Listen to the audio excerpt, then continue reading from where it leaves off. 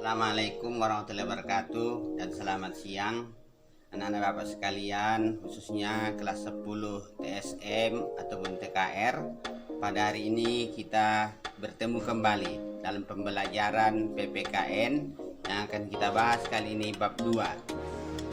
Bapak sudah menganggap bahwa kamu sudah selesai, sudah mapan dalam bab 1, makanya beralih kita ke bab 2 pada hari ini.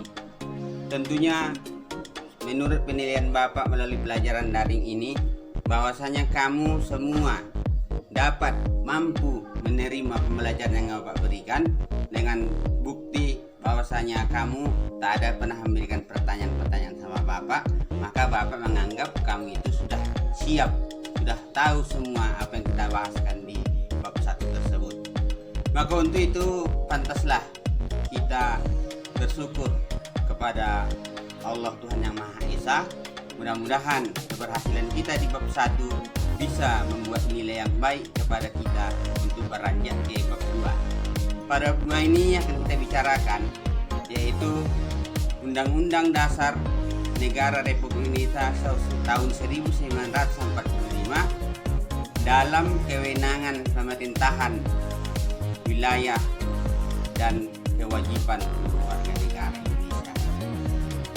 Anak-anak sekalian, nanti akan Bapak berikan sama kamu gambar daripada Pancasila, yaitu gambar burung Garuda yang melambangkan bahwa negara kita ini berada di bawah naungan Undang-Undang Dasar Negara Republik Indonesia tahun 1945.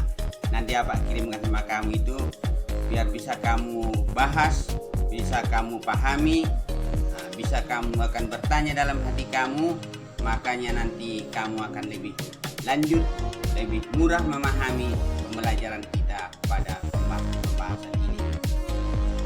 Tentunya sesudah nanti kamu membuka, sudah kamu pahami gambar burung Garuda tersebut, maka akan timbul pertanyaan dalam hati kamu. Semua yang memikirkannya akan timbul pertanyaan dalam hatinya. Kenapa perlu undang-undang dasar tersebut pada suatu negara? Barang siapa nanti yang timbul dalam hatinya pertanyaan yang demikian, itulah sosok seorang manusia yang sifatnya ingin tahu. Jadi kalau sudah nanti kamu tengok tak ada timbul pertanyaan dalam hatimu, berarti kau itu adalah orang yang tidak memperdulikan bangsanya sendiri. Pada Undang-Undang Dasar Negara Republik Indonesia tahun 1945 tersebut diatur. Yang pertama diatur di sana adalah mengenai wilayah. Wilayah Indonesia ini diatur di sana.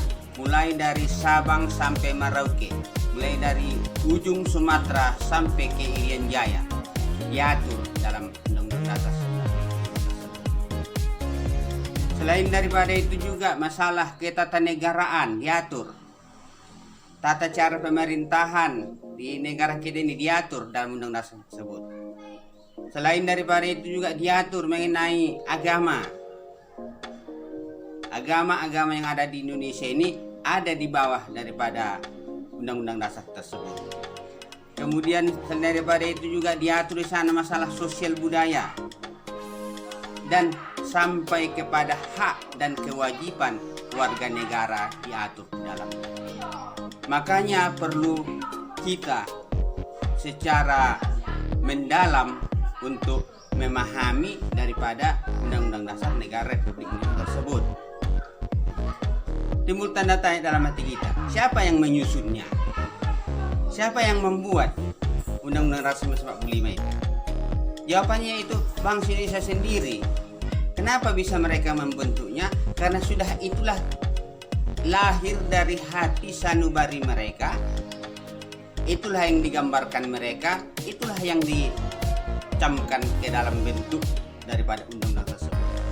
Makanya sekarang Undang-Undang Dasar Negara Republik Indonesia itu dinamakan namanya Undang-Undang Dasar Negara Kesatuan Republik Indonesia atau NKRI. Kalau sekarang namanya NKRI, Negara Kesatuan Republik Indonesia.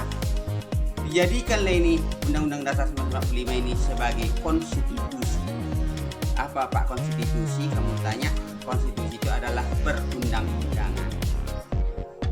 Undang-Undang Dasar 1945 tersebut terdiri daripada 37 pasal, 6 aturan peralihan, dan 7 aturan tambahan. Nanti akan kita bahas semua ini. Apa yang dibicarakan di sana? Yang Bapak bicarakan tadi, yang mengenai letak wilayah Indonesia, bagaimana daratannya, bagaimana lautannya, bagaimana isi daripada bumi Indonesia ini, untuk siapa itu, semua di sana diatur, diurus adalah untuk kepentingan rakyat. Nanti akan Bapak bicarakan sama kami itu pasal demi pasal daripada Undang-Undang Dasar 1945 tersebut. Selanjutnya mengenai pemerintahan. Negara Indonesia adalah negara berbentuk republik. Makanya negara Indonesia ini kepala pemerintahannya adalah presiden. Kalau yang bukan republik, yang mana rupanya Pak? Ya kerajaan. Kalau kerajaan, pemerintahnya ya raja. Jadi kalau negara Indonesia ini begitu merdeka, begitu diakui oleh negara lain, negara Indonesia sudah merdeka, maka bentuk negara ini adalah berbentuk republik. Kepala pemerintahannya presiden, dibantu oleh menteri-menteri, selanjutnya sampai kepada pedesaan, diatur dalam undang-undang tersebut. Selain daripada itu masalah pendidikan, kamu yang mengikuti pembelajaran yang sekolah, walaupun sekarang sistem daring, bukan dibuat-buat ini sistem daring ini enggak, memang dianjurkan oleh pemerintah karena merebahnya pandemi corona atau COVID-19, maka kita tidak boleh dibebaskan untuk berkumpul-kumpul. Kita harus menggunakan peraturan-peraturan kesehatan yang dianjurkan pemerintah. Makanya tak bisa kita bertemu dalam kelas. Jadi apa usaha dibuatlah melalui jaringan internet atau dalam jaringan ini. Itulah makanya kita belajar ini digunakan pakai sistem daring. Diizinkan pemerintah ini, dianjurkan pemerintah. Bukan mau kami dari SMK ini buat ini, enggak. Semua sekolah dianjurkan begitu. Makanya anak-anak Bapak sekalian, jangan kau anggap karena tak sekolah tuh kau anggaplah ini libur, enggak. Namun tetap pada tanggalnya ya bayar kewajiban kamu. Setiap tanggal berapa? Paling lambat tanggal 10 tiap bulannya dibayar, diantar ke sekolah. Tak bisa kau antar bayar lewat wali kelas. Namun semua itu harus bisa kau laksanakan. Tuh. Jadi untuk itu sebagai pendahuluan pada hari ini, saya rasa sampai demikian dapat saya sampaikan.